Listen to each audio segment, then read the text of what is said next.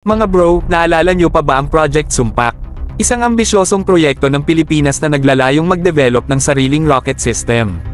Sumpak 2.75 Multiple Rocket Launcher ang pangalan ng ating rocket jeep noong 1981, at ito'y pinapakita na kaya nating sumabay sa teknolohiya ng ibang bansa.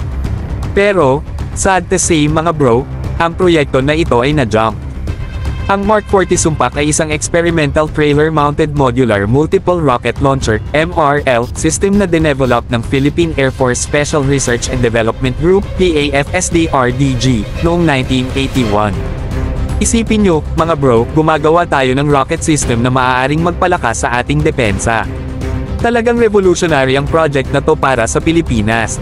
Pero, tulad ng maraming magandang ideya, hindi lahat ng proyekto ay nakakaabot sa finish line. Pagkatapos ng EDSA Revolution noong 1986, ang Project Sumpak ay napag-iwanan ng mga pangyayari at tuluyan ng natigil.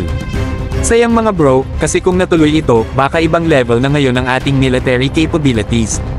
Ngayon, iniisip ko mga bro, what if na ipagpatuloy ang Project Sumpak? Baka ngayon, tayo ay may sariling rocket systems na gawa mismo sa ating bansa. Sana mga bro, we could reignite that same level of ambition and innovation na nagpasimula ng Project Sumpak noon. Hindi pa huli ang lahat para maghanap ng bagong pagkakataon. Despite its untimely end, Project Sumpak serves as a reminder na kaya ng Pilipino ang gumawa ng sariling military tech. Maraming challenges, pero kung magkakaroon ulit ng ganitong klaseng proyekto, tiyak na magiging proud tayo sa sarili nating gawa. It's a powerful lesson in resilience and innovation mga bro.